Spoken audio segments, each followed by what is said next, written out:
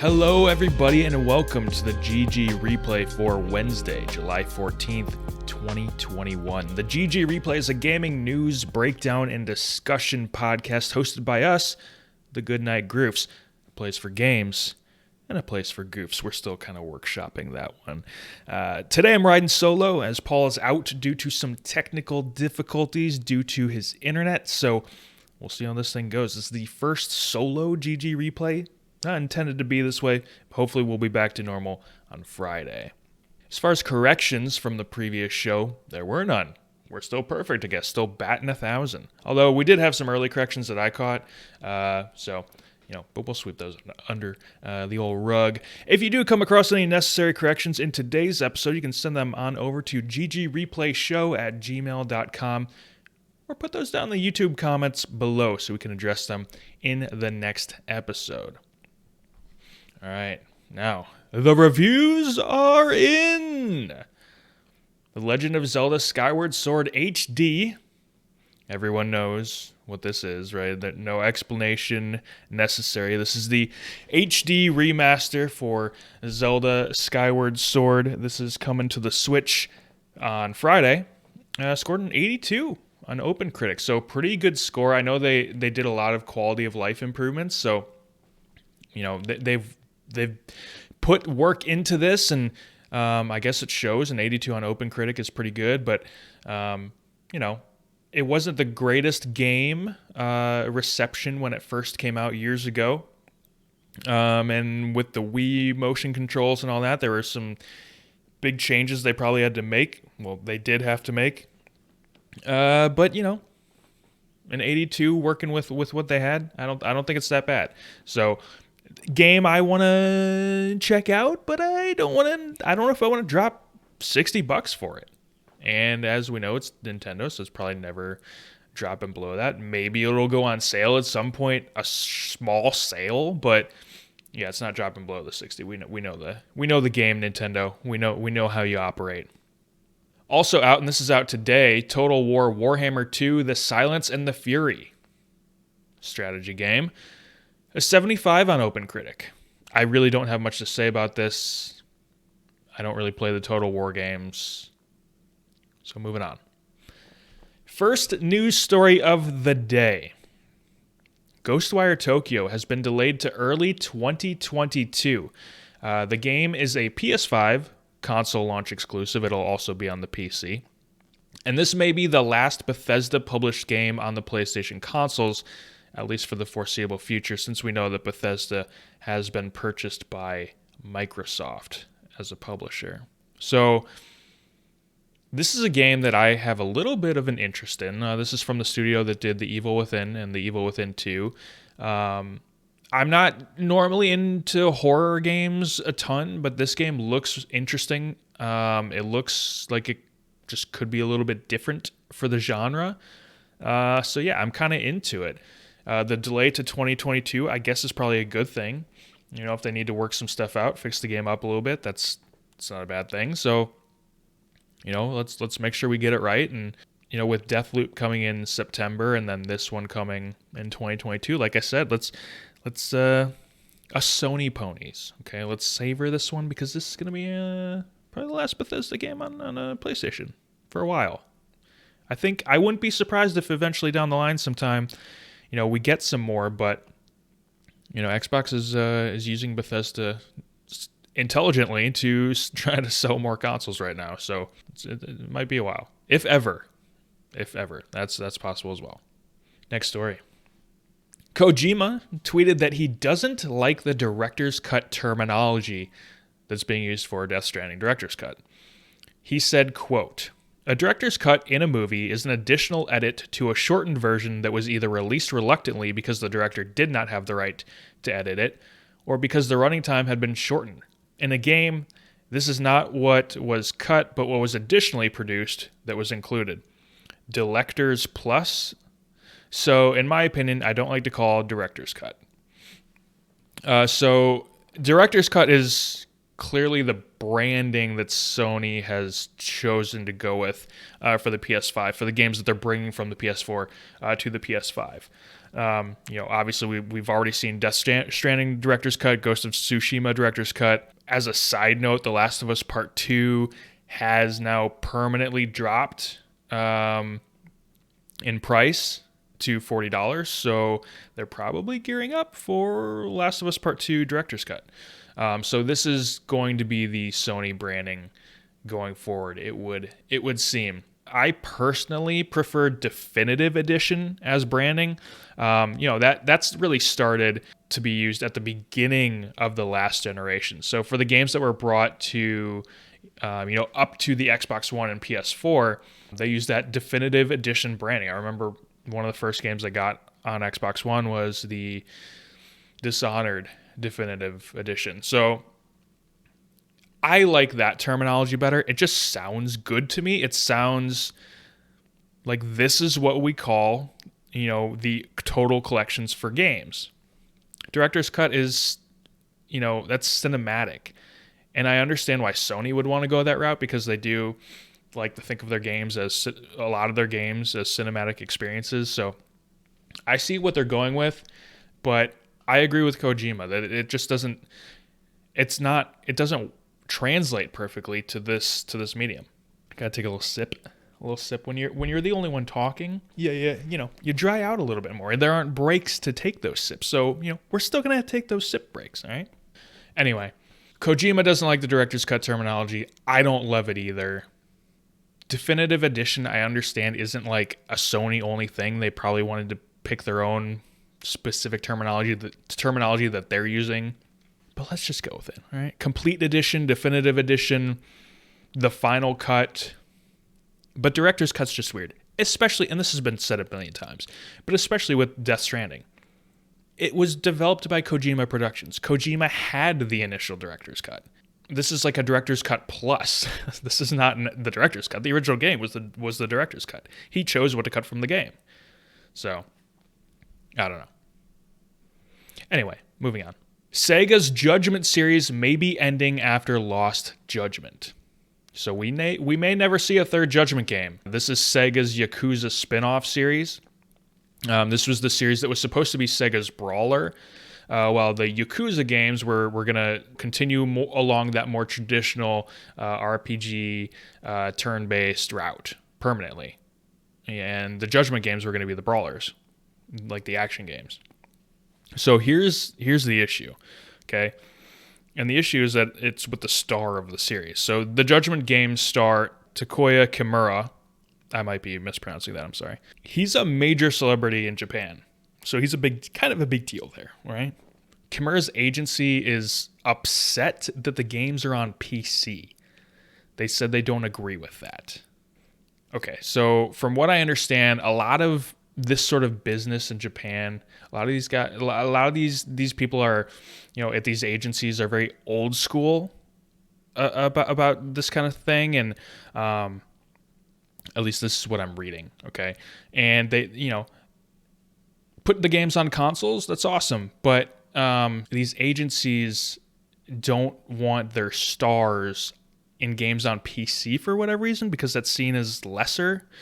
Different culture. So obviously we know that, consoles are, specifically the PlayStation, and obviously Nintendo consoles as well, are a big deal in Japan. Handhelds do really well there. So, on top of that, so consoles are sort of video games for a lot of Japan. Whereas in North America, PC is just viewed differently. But it's crazy to me that they want to take their star out of the series because it's on PC as well. It's just like, it's hard to wrap my head around that, and the fact that this would completely, either we're never seeing a third Judgment game because of it, which would suck, because there are people who are massive fans of Judgment and are looking forward to Lost Judgment, or we're going to see it have to take a very different direction with a different star. So kind of sad, especially considering Sega already made this decision where they're like, yeah, okay, so we're branching it off. This is a spinoff. This is our Brawler. Yakuza's our, our turn-based RPG. Now they're like, okay, well, now what do we do? So kind of sucks for Sega, but they'll figure it out. They're not gonna. I don't think they're gonna like give in to these demands. They're gonna put the game on PC. They're gonna do it. So we'll see what happens with that. But a really interesting situation. Just kind of disappointing, sad for people who are fans of that series. Next story. The Nickelodeon All-Star Brawl was announced with a gameplay trailer. So this game is basically a Smash Brothers clone with Nickelodeon characters. So you can beat up Danny Phantom with Patrick Star. I think in Discord, when this was announced, I was telling the guys, I was like, okay, cool. So I can finally give the old smackdown to Tommy Pickles with the Crimson Chin. So, yeah. Not much to say on this. What this made me think of was that I just hope that PlayStation All-Stars comes back. PlayStation All-Stars Battle Royale. I hope it comes back. They have, since that came out almost a decade ago, there are so many new mascots that they can add to the game. Primary one being Aloy. I think that would be awesome for this sort of game. I also just think that PlayStation All-Stars is a really good idea for a game because it's able to introduce people to characters and play as characters that they might otherwise never have seen or cared about. For example, when I first started playing Smash, I think this was, I played the original Smash Brothers, but when I was really playing a lot of Smash was Melee. And, I was playing as like Roy and Marth, and going into Smash Brothers, I had no idea who those guys were. I had never played Fire Emblem, and that introduced me to those characters and to, that series of games. So it's just, it could be a good game and a great advertising tool at the same time. So bring back PlayStation All-Stars. Also, maybe put this one on the fridge. Paul, if you're listening, I know you're listening. Maybe we put this one on the fridge, okay? With Blue Point likely joining PlayStation Studios,